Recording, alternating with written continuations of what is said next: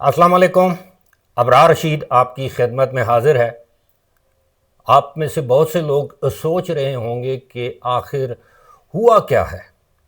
جو کچھ ہوا آپ کے سامنے ہوا، اس کا بیک گراؤنڈ کیا ہے، اس حوالے سے بات کریں گے۔ لیکن سب سے پہلے آج وفاقی آئینی عدالت کے پہلے چیف جسٹس کے طور پر جسٹس امین الدین خان نے اپنا حلف اٹھا لیا ہے۔ صدر پاکستان آصف علی زرداری نے ان سے ان کے عہدے کا حلف لیا ہے۔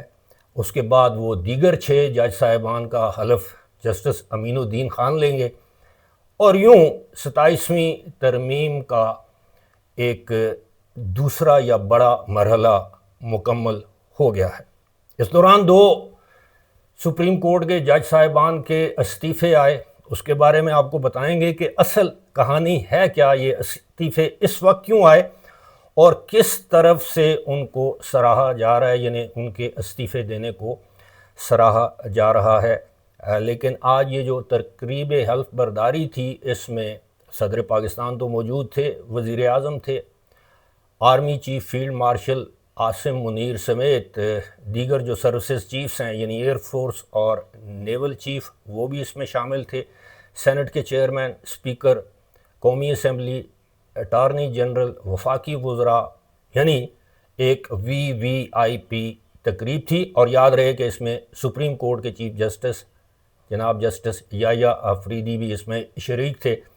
اب سپریم کورٹ کا فل کورٹ جو ہے وہ بلایا جائے گا، اس میں کیا گفت و شنید ہوگی، وقت آنے پر سامنے وہ آ جائیں گی تمام کی تمام باتیں۔ لیکن یہ ہوا کیا ہے، یہ اس آئینی ترمیم کی ضرورت کیوں محسوس ہوئی؟ سب جانتے ہیں کہ اس کی ذمہ داری جو ہے وہ ہماری اعلیٰ عدلیہ پر عائد ہوتی ہے۔ بات وہی کہ نہ تم صدمے ہمیں دیتے، نہ ہم فریاد یوں کرتے، نہ کھلتے راز سر بستہ، نہ رسوائیاں تیری ہوتی، نہ یوں رسوائیاں ہوتی ہیں، جو بھی ہے۔ اب یہ تنگ آمد بجنگ آمد کے مصداق یہ بات ہے، بات شروع ہوتی ہے جسٹس ثاقب نثار جو اس وقت کی اسٹیبلشمنٹ کے چہیتے تھے، بات اس سے آگے گئی۔ عمر عطا بندیال، دیگر جج صاحبان، سب کے بارے میں سب کو معلوم ہے کس طرح آئین کو ری رائٹ کرنے کی کوشش کی گئی۔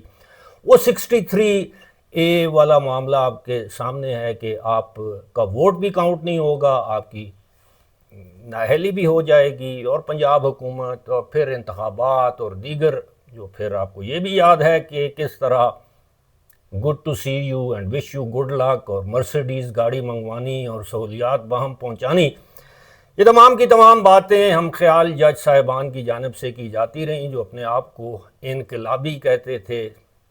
اور ان میں 2 جج صاحبان ہیں، منصور علی شاہ سابق اب ہو گئے، اور سابق جسٹس اطہر من اللہ۔ اب یہ دونوں پارٹنرز تھے۔ پارٹنرز کس کے تھے؟ دونوں ایک چیمبر میں موجودہ چیف جسٹس یحییٰ آفریدی کے پارٹنر تھے، آفریدی شاہ اور جو ہے من اللہ، جو بھی ہے من اللہ آفریدی شاہ، یا جو یہ ایک چیمبر تھا اس کے یہ ممبر تھے، دوست تھے۔ پھر آپ کو پتہ ہے دوستیوں میں ایسا ہو جاتا ہے۔ بات اختیارات کی نہیں، بات اختیارات کی ہے، بات عدلیہ کی آزادی یا جمہوریت کی نہیں، بات مفادات کی ہے، اور اختیارات کی جنگ تھی۔ اور آپ کو پتہ ہے کہ اختیارات کی جنگ وہی جیتتا ہے جس کے پاس طاقت ہو، اور وہی یہ جنگ جیت چکے ہیں۔ فی الحال جن لوگوں کے پاس، جن حلقوں کے پاس طاقت ہے، انہوں نے اپنی طاقت کا مظاہرہ کیا، سمجھانے کی کوشش کی۔ لیکن اس وقت استعفے کیوں؟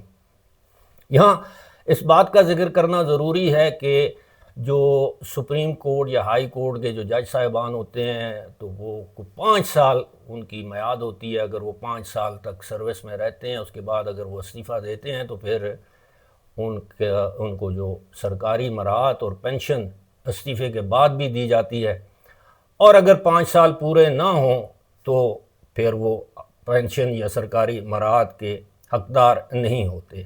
انتظار کیا گیا، ظاہر ہے اگلے سال جو ہے وہ جسٹس اطہر من اللہ نے ریٹائر ہونا تھا، اور جسٹس منصور علی شاہ کو معلوم تھا کہ اب انہیں کسی بھی عدالت کا چیف جسٹس نہیں بنایا جائے گا، اور یوں دونوں نے استعفیٰ دینے میں اپنی عافیت سمجھی۔ اب یہ بھی کہا جا رہا ہے کہ شاید وہ کسی تحریک کا حصہ بنیں گے، تحریک چلائیں گے، وہ وقت بتائے گا کہ کس قدر وکلاء کی تعداد ان کے ساتھ دیتی ہے۔ 2007 کے معاملات ڈیفرنٹ تھے، تمام کی تمام سیاسی جماعتوں اور رہنماؤں نے اس وقت وکلاء تحریک کا ساتھ دیا، لیکن اس وقت جو وکلاء برادری ہے وہ بٹی ہوئی ہے۔ اگرچہ ایک جانب پاکستان تحریک انصاف کے حامی وکلاء ہیں، ان ججوں کے حامی وکلاء ہیں، لیکن دوسری جانب ایک بڑی تعداد سپریم کورٹ بار ایسوسی ایشن یا پاکستان بار کونسل یا مختلف جو بار ایسوسیشنز ہیں ان میں وکلاء کی ایک بہت بڑی تعداد ایسی بھی ہے جن کو آپ سمجھ سکتے ہیں کہ وہ مسلم لیگ نون اور پاکستان پیپلز پارٹی سمیت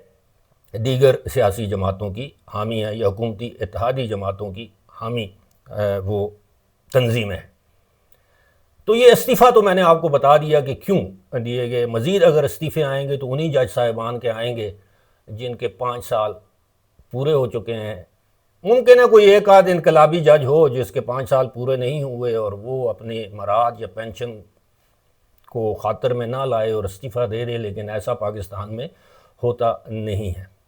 دوسری جانب پاکستان تحریک انصاف کے رہنما اسد قیصر جو سابق سپیکر بھی ہیں، انہوں نے بڑی تعریف کی ہے، انہوں نے جرأت مندانہ اقدام قرار دیا ہے دونوں جسٹس صاحبان کا، یعنی عطر من اللہ اور منصور علی شاہ کے استعفوں کو۔ عطر من اللہ کے بارے میں شاید کم لوگ جانتے ہیں کہ جب یہ پرویز مشرف کا دور تھا تو اس میں یہ صوبائی وزیر کے عہدے پر بھی یہ رہے، اور پھر یہ افتخار محمد چودھری کے ترجمان بھی تھے۔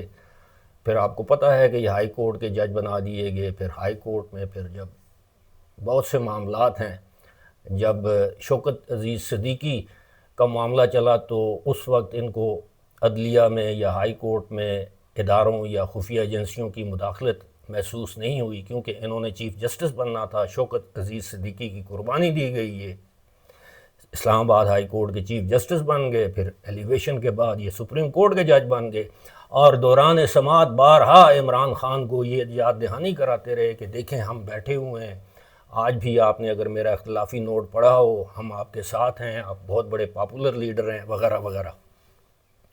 تو یہ بنیادی طور پر یہ اختیارات کی جنگ تھی، اس میں کوئی عدلیہ کی آزادی نہیں۔ ہاں یہ بات ضرور ہے کہ اس سے ایک حکومت کا یا ہمارے اداروں کا ایک بہت بڑا ٹارگٹ اچیو ہو چکا ہے۔ وہ ٹارگٹ میں نے آپ کو بتایا ہے کہ ہمارے معزز جج صاحبان نے جو ہے وہ عدلیہ یا عدالتی یا جوڈیشل ایکٹیوزم کے نام پر اپنے مفادات کو تحفظ دیا، اور پھر آپ نے یہ بھی دیکھا کہ کس طرح وزرائے اعظم کو عدالتوں میں بلا کر رسوا کیا جاتا تھا، کس طرح بیک جنبش قلم ہمارے وزرائے اعظم کو نااہل قرار دیا گیا، کس طرح کے مقدمات کی سماعت کی گئی، کس طرح اپنی فیملی کے افراد کو بلا کر جس دن وزرائے اعظم کے خلاف یا وزیر اعظم کے خلاف فیصلے دیے گئے اس دن ان کو بلایا گیا، انہوں نے عدالت میں نعرے لگائے، کس طرح یہ اپنی بیگمات سے متاثر ہو کر، اپنے سسرالیوں سے متاثر ہو کر یہ فیصلے کرتے رہے، اور کس طرح عدلیہ کے اندر ڈویژن